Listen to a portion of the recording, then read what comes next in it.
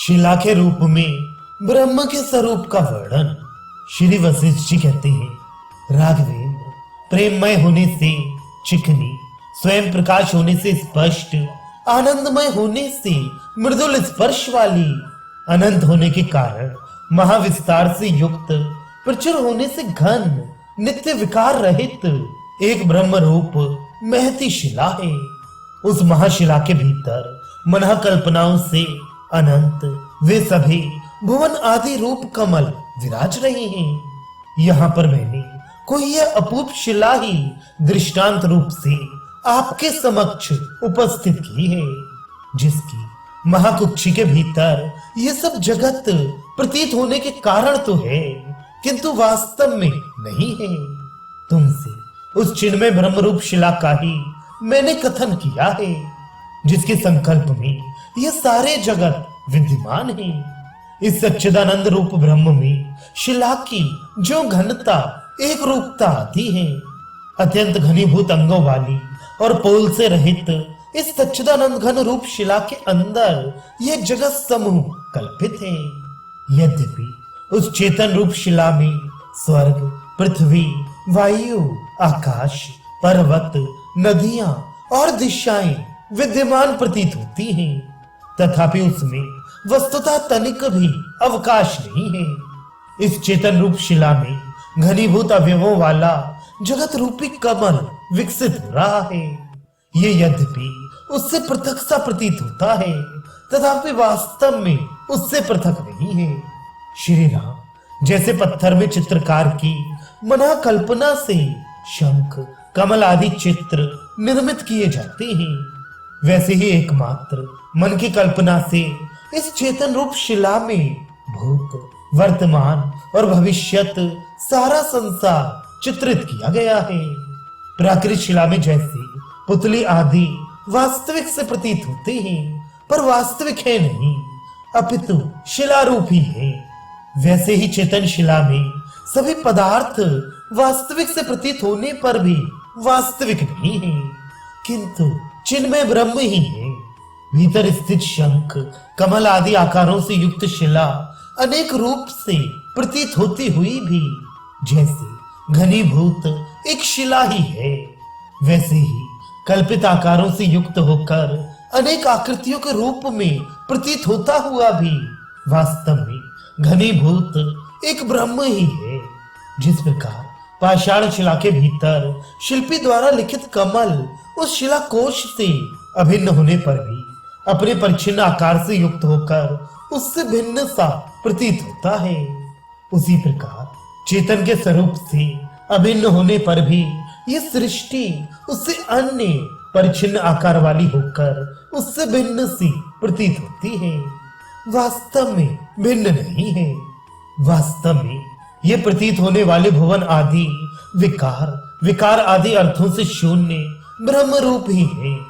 विषयों का ग्रहण और अग्रहण भी ब्रह्म रूप ही है, क्योंकि ब्रह्म अनंत है। विकार आदि रूप से ब्रह्म ही अवस्थित है और ब्रह्म ही क्रमशः विकार आदि के रूप में उत्पन्न हुआ है। इस चेतन शिला के भीतर जो ये विकार आदि पदार्थ प्रतीत हो रहे हैं, उन्हें तुम मृग तृष्णा जल के सदृश समझो। जिस प्रकार रेखाओं एवं उपरेखाओं से युक्त एक ही स्थूल शिला दिखती है, उसी प्रकार अद्वितीय ब्रह्म ही त्रिलोक से युक्त प्रसिद्ध जगत रूप से दिखता है। जैसे इस लौकिक शिला के भीतर सर्वदा स्थित शिल्पी के वासना स्वरूप कमल आदि वास्तव में न उदित होते हैं और न अस्ते ही होते हैं, वैसे ही इस चेतन शिला में मनोरूप जगत की गति भी वास्तव में न उदित होती है और न अस्ते ही होती है। जिस तरह शिला के भीतर की रेखा आदि शिला से भिन्न नहीं है, किंतु शिलामय ही है, उसी तरह कर्तृत्व आदि जगत चेतन का संकल्प होने से चिन्मय ब्रह्म से भिन्न नहीं है, किंतु ब्रह्म रूप ही है। रघुनंदन देश, काल, क्रिया आदि भी ब्रह्म रूप ही है, अतः यह अन्य है, यह अन्य है, इस प्रकार की कल्पना यहाँ नहीं बन सकती। जिस प्रकार चिंतामणि के अंतर्गत चिंतकों के अनंत फल पर्याप्त रूप से रहते हैं, उसी प्रकार परम चेतन परमात्म रूप मणि में अनंत जगत रहते हैं। समुद्र में स्थित आवर्त तरंग आदि रूप जल स्पंदन के विलास की तरह और शिला के भीतर अंकित कमल की तरह यह अद्वितीय चेतन परमात्मा जगत रूप से नाना प्रतीत होता है। जो वर्तमान कालिक जगत है वे चेतन में एक तरह से शिला में खुदी गई मूर्ति के सदृश है, और जो जगत वर्तमान काल में नहीं है यानी भूत एवं भविष्य कालिक जो जगत है वे एक तरह से चेतन शिला में ना खोदी गई मूर्ति के सदृश है। जैसे चेतन कमल आदि शब्द और उनके अनेकों अर्थ शिला को छोड़कर नाना से प्रतीत होते हैं, वास्तव में शिला से उनका पृथक अस्तित्व नहीं है। वैसे ही अद्वैत चेतन परमात्मा को छोड़कर ये जगत आदि शब्द और उनके अर्थ नाना से प्रतीत होते हैं। वास्तव में चिन्मय परमात्मा से पृथक उनका अस्तित्व नहीं है, किंतु वे चिन्मय परमात्मा ही है।